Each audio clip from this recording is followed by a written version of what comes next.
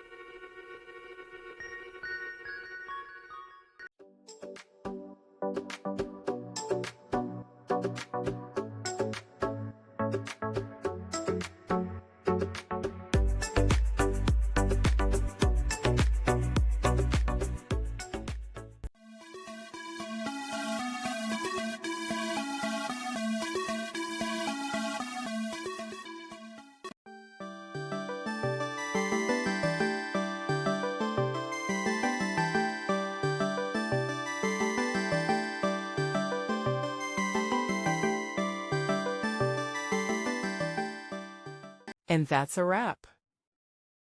I hope you found the answer you were looking for. If you did, take a second to hit that subscribe button. It really helps out. And let me know in the comments which solution worked best for you. See you next time in the debug zone.